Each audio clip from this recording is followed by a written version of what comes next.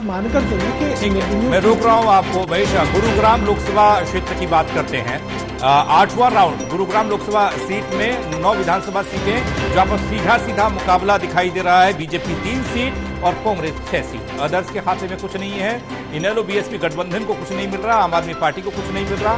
JJP plus ASP गठबंधन के खाते में भी शून्य ही दिख रहा है, यानी कि बीजेपी के खाते में 3 सीटें, कांग्रेस के खाते में 6 सीटें जाती हुई। गुरुग्राम लोकसभा क्षेत्र की बात करें तो यहां की ये 9 विधानसभा सीटों का एग्जिट पोल आपको दिखा रहे हैं। महेश, गुरुग्राम शुरू कीजिएगा। गुरुग्राम से बताइएगा, क्या ये अब शहरी इलाका, इंडस्ट्रियल एरिया इलाका, काफी हाई प्रोफाइल इलाका, चमक धमक वाला इलाका, जिस इलाके की बात कर रहे हैं वहां पर बीजेपी 3, कांग्रेस 6।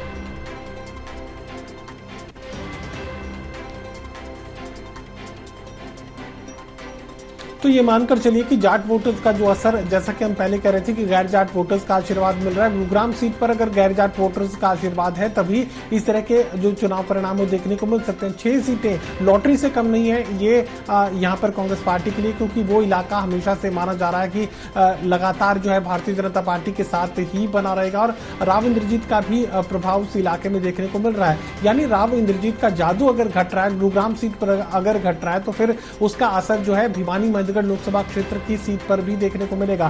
फिर हम यह अंदाजा लगा सकते हैं कि गुरुग्राम में अगर भारतीय जनता पार्टी का ग्राफ नीचे की तरफ जा रहा है तो जिस तरह का परफॉर्मेंस की उम्मीद हम भिवानी मंदिरगढ़ लोकसभा क्षेत्र से लगाए हुए हैं, दक्षिणी हरियाणा से जो बीजेपी के फेवर में जनादेश की उम्मीद अब लगाए हुए हैं, फिर वो भी नहीं होने वाला है। ये किसी लॉटरी से कम नहीं है कांग्रेस पार्टी के लिए। गैर जाट वोटर्स का आशीर्वाद, अनुसूचित जाति के वोटर्स का आशीर्वाद, इसके अलावा जाट वोटर्स चूंकि वहां पर बड़ी तादाद में नहीं है, निर्णायक नहीं है और बिजनेस क्लास ये पूरा इलाका माना जाता है। अगर जीटी बेल्ट आशीर्वाद दे रही है कांग्रेस पार्टी को, अगर गुरुग्राम जैसा बिजनेस क्लास एरिया अगर आशीर्वाद दे रहा है कांग्रेस पार्टी का, तो फिर ये आप मानकर चलिए कि वैश्य समाज भी यहां पर कांग्रेस पार्टी के समर्थन में खड़ा नजर आ रहा है। गैर जाट वोटर्स, एससी वोटर्स, इसके अलावा जाट वोटर्स को तो गारंटी वाला वोट हम पहले ही मान चुके हैं। तो ऐसे में बड़ा आशीर्वाद अगर गुरुग्राम के इलाके में मिल रहा है तो फिर ये मानकर चलिए अब भिवानी मंदिरगढ़ लोकसभा क्षेत्र पर भी राव इंद्रजीत का वो जादुई असर देखने को नहीं मिलेगा। जी देवेंद्र, ग्रामीण और शहरी इलाकों का जिक्र बार बार होता रहा है और ऐसे में अगर गुरुग्राम का इलाका, गुरुग्राम की बात करें, जिस हिसाब से गुरुग्राम के वोटर्स को हम देखते हैं, काफ़ी समझदार के हिसाब से, पढ़े लिखे तबके के हिसाब से, इस हिसाब से जाना जाता है। यहाँ पर कांग्रेस 6, बीजेपी 3, सीधा सीधा 9 विधानसभा सीटों का ये गणित है, एग्जिट पोल है।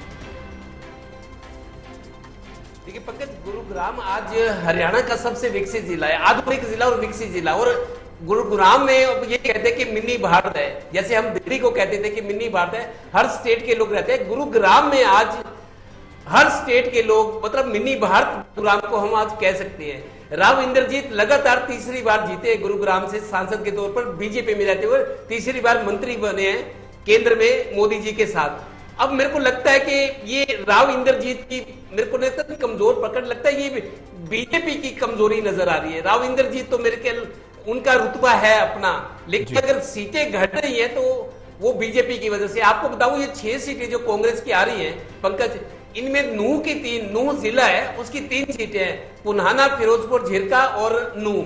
मेरी आज ही किसी से बात हुई है, जो अभी विधानसभा चली है 2019 से लेकर अब तक की, उसमें तीनों सीटें नूह की कांग्रेस ने जीती। और आज भी किसी से बात हो रही थी, बहुत विश्वास सूत्र से, उसने ये कहा जी तीनों सीटें कांग्रेस को आ रही है नूह की, और 2019 में भी आई।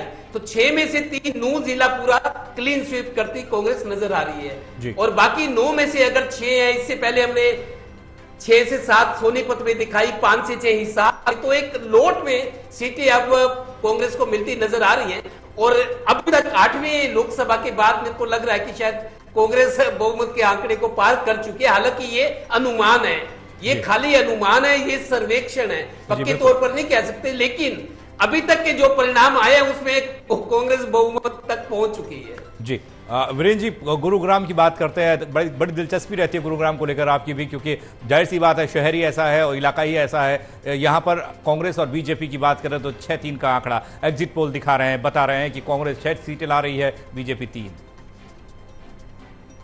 देखिए, लोकसभा चुनाव के दौरान भी हमें दिखाई दिया था कि राज बब्बर कुछ समय में आकर उन्होंने राव इंद्रजीत को कड़ी चुनौती दी थी। और अब ये दिखाई देता है कि जो मेवात का इलाका है वो भारतीय जनता पार्टी से दूर है और भारतीय जनता पार्टी को यहाँ बाकी सीटों पर भी अपनी फूट का सामना करना पड़ रहा है। भारतीय जनता पार्टी में बगावत है। गुड़गांव सीट के अंदर जो है नवीन गोयल जो है वो भारतीय जनता पार्टी के बागी खड़े होकर जो है मैदान में डटे हुए हैं। बादशाहपुर में हालांकि देखिए राव नरवीर को टिकट तो मिल गया, लेकिन वहां भी उनके लिए स्थिति अनुकूल नहीं, उनको कड़ी चुनौती का सामना करना पड़ा। बादशाहपुर पूरे हरियाणा के अंदर सबसे बड़ा विधानसभा क्षेत्र है, तो वहां पर भी भारतीय जनता पार्टी के लिए, क्योंकि भारतीय जनता पार्टी में फूट है, तो ऐसी स्थिति के अंदर और देखिए वहां पर जो है सत्यप्रकाश पटौदी में सत्यप्रकाश जरावता का टिकट काट दिया गया और संजय सिंह का सोना से हटाकर दूसरे स्थान पर भेजा गया। वहां पर दोबारा तेजपाल तंवर को टिकट दिया गया। तो भारतीय जनता पार्टी भी कुछ हद तक इस स्थिति के लिए स्वयं दोषी है। देखिए मेवात में तो भारतीय जनता पार्टी का कोई आधार था नहीं, हालांकि भारतीय जनता पार्टी ने मुस्लिम उम्मीदवार उतारे हैं, लेकिन वहां जो कांग्रेस की लोकप्रियता थी उसके मुकाबले में भारतीय जनता पार्टी की लोकप्रियता तो नहीं थी। लेकिन दूसरी सीटों पर भी जो भारतीय जनता पार्टी ने सुधीर सिंगला गुड़गांव से चुनाव पहली बार जीते, पिछली बार जीते, इस बार उनको मैदान में नहीं उतारा, तो सत्यप्रकाश जरावता को भी नहीं उतारा पटौदी से। तो ऐसे में भारतीय जनता पार्टी के लिए तो अपने आप ही पांव पे कुल्हाड़ी मारने की बात है। कहीं ना कहीं पार्टी में जो एकता का स्वरूप दिखाई देता था वो एकता नहीं दिखाई दी। तो भारतीय वैसे तो जनता की भी जो एक जन भावना थी वो सरकार के खिलाफ थी, लेकिन भारतीय जनता पार्टी की फूट ने भी उसमें मुख्य भूमिका निभाई है। जी बंसल साहब, आप गुरुग्राम के इस इलाके को कितना समझते हो या की सियासत को किस हिसाब से देखेंगे जब बीजेपी के खाते में 3 सीटें एग्जिट पोल और कांग्रेस के खाते में 6 सीटें बता रहे हैं? देखिए 4 सीटें पिछली बार बीजेपी को मिली थी, 4 सीटें कांग्रेस को मिली थी जी, और 1 सीट निर्दलीय ने जीती थी जी। तो उसमें से 9 में से अगर 6 सीट कांग्रेस ले रही है और बीजेपी की 1 सीट घट रही है तो बीजेपी को हम मान सकते हैं ज़्यादा लॉस नहीं है। पर मैंने कहा कि जो दूसरे लोगों की सीटें बीजेपी जजपा की सीटें समेट ली, निर्दलीयों की समेट ली, तो ये सब करके कांग्रेस की जो मेजोरिटी है वो अब हमने देखा कुरुक्षेत्र के बाद जो उनका अंबाला में बेहतर स्थिति में बीजेपी थी। बाकी सब जगहों पर अगर फरीदाबाद में उनका जो एग्जिट पोल है वो बहुत बेहतर प्रदर्शन कांग्रेस का दिखा रहा है, गुरुग्राम में दिखा रहा है। अहीरवाल तो बीजेपी का गढ़ माना जाता था, पर सोनी जी ने जो बात कही, हम महीने भर से ये बात देख रहे थे, वहाँ पार्टी में बेहद गुटबाजी, भितरघात और एक दूसरे के खिलाफ बयानबाजी, ये सब चीज़ें उभर रही थी। और ऊपर से जब जनमानस हो कि हमको परिवर्तन करना है तो वो एक तरह से कोढ़ में खाज का काम जो है कर देता है ये पार्टी गुटबाजी और अंदरूनी, और इसका लाभ कांग्रेस को साफ मिल रहा है। और मुझे लगता है अब इतने सब 8 लोकसभा सीटों का परिणाम देखने के बाद जितना हम आगे बढ़ रहे हैं उतना कांग्रेस की एग्जिट पोल में और मजबूती हमको साफ नजर आ रही है। जी महेश, अब तक हमने 8 लोकसभा क्षेत्रों को कवर किया और उसका आकलन हमारे सामने आ गया। हम रोहतक और एक और सीट का जिक्र करेंगे, 1 लोकसभा क्षेत्र का और जिक्र होगा, लेकिन अब तक के मुकाबले में कांग्रेस बीजेपी से ऊपर ही दिखाई दे रही है। अब जिस बात का जिक्र हम बार बार करते आए हैं कि वो बीजेपी के खिलाफ जो वोट करने वाले लोग हैं वो कांग्रेस के साथ शिफ्ट हो गए, यही इसका आकलन निकलता है या फिर कुछ और वजह भी हम मान सकते हैं? क्योंकि चुनाव आते आते बहुत सारी चीजें बदल गई थी।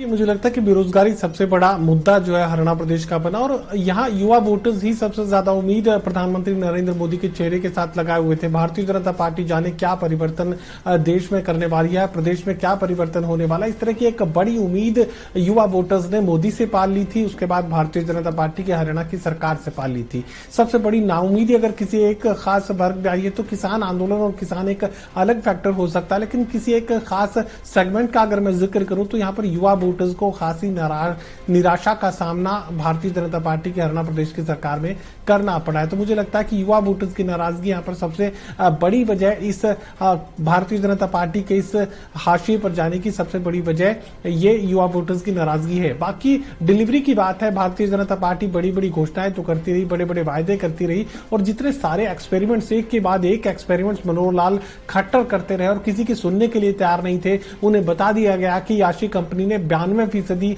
जो डाटा दिया है वो गलत दिया है, बावजूद इसके उस याशी कंपनी के डाटा को लागू कर दिया गया, उस पर टैक्स जो है चालू कर दिया गया, हाउस टैक्स के बिल बनाकर भेज दिए गए। यहां तक कि प्रॉपर्टी के एनओसी को लेकर जिस तरह की परिस्थिति लोगों को झेलनी पड़ रही थी, मेयर के चक्कर काटते काटते 2 महीनों का वक्त हो जाए और महज 10,000 रुपए अगर किसी को दो तो 2 घंटे में वो काम हो जाता, जो मेयर के दफ्तर के 1 महीने के चक्कर काटने के बाद भी नहीं हो रहा था। इस तरह की परिस्थितियां जो है स्पष्ट कर रही थी कि भ्रष्टाचार भ्रष्टाचार को लेकर जो जीरो टॉलरेंस की बात है वो महज कागजी है, वो घोषणाओं की बात है। और मनोहर वन में ही ईमानदार सरकार का जिक्र किया गया था। मुझे लगता है कि दुष्यंत चौटाला के साथ गठबंधन के बाद भारतीय जनता पार्टी ने कभी भी ईमानदार सरकार का स्लोगन नहीं दिया, कभी कोई विज्ञापन नहीं दिया, और ईमानदार सरकार होने का दम भी मनोहर लाल खट्टर ने कभी मनोहर 2 की सरकार में नहीं भरा। यानी ईमानदारी का जो दावा है वो भारतीय जनता पार्टी के लोग छोड़ चुके थे। और यहाँ जाट वोटर्स की जो गारंटी वाला वोट कांग्रेस पार्टी के काम आया है, उसके साथ ही परेशानी गैर जाट वोटर्स को भी थी, परेशानी गरीब लोगों को भी थी, परेशानी एससी वोटर्स को भी थी, और तमाम परेशानियां मिलकर यहाँ कांग्रेस पार्टी की परफॉर्मेंस बन रहे हैं। और इस सब के लिए अगर कोई सबसे बड़ा जिम्मेदार है तो मुझे लगता है कि मनोहर लाल खट्टर हैं, जो परिस्थितियों को देखकर भी अनदेखा कर रहे थे, जो जनता की आवाज को सुनने के लिए तैयार नहीं थे। देवेंद्र, क्या लगता है वो कौन सा मोड़ था जिस तरीके से 14 से 19 हम लोगों ने देखा बेहतरीन तरीके से काम हो रहा था, शायद ऐसा लगा और कहा भी जा रहा था, लेकिन 19 से 24 में तमाम तरह की अड़चनें, तमाम तरह की अलग अलग तरह की प्रयोग कोशिशें बीजेपी करती नजर आई, और आखिरकार ऐसा लग रहा है इन एग्जिट पोल के हिसाब से कि उन कोशिशों में भी कोई दम नहीं था। देखिए पंकज, राजनीति हो या कोई और चीज, चमक जो है हमेशा नहीं बरकरार रहती, चमक फीकी पड़ती है। और मेरे को लगता है बीजेपी के साथ, मोदी जी के साथ भी ऐसा कुछ हो रहा है। तो जी पंकज, दूसरी बात जो मेरे को लगता है कांग्रेस की बढ़त की मैं एक वजह और भी देख रहा हूं जिसको हमने अभी तक छुआ नहीं है, वो ये है कि जैसे प्रॉपर्टी आईडी से और परिवार पहचान पत्र से लोगों को बहुत परेशानी आई। भूपेंद्र सिंह हुड्डा ने, कांग्रेस ने एक हम इनको बंद कर देंगे, हमारी सरकार आए इनको खत्म कर देंगे, प्रॉपर्टी आपके, रजिस्ट्री आपके नाम है, कागज आपके नाम है, तो प्रॉपर्टी आईडी की क्या जरूरत। एक तो ये कि जो जिससे जनता परेशान थी उसको एबोलिश, खत्म करने की बात करती है। और दूसरा पंकज, जो मेरे को लग रहा है कांग्रेस को लोग हाथों हाथ क्यों ले रहे हैं, एक वजह ये जो उन्होंने वायदे किए। ठीक है देवेंद्र, मैं आपको रोक रहा हूं।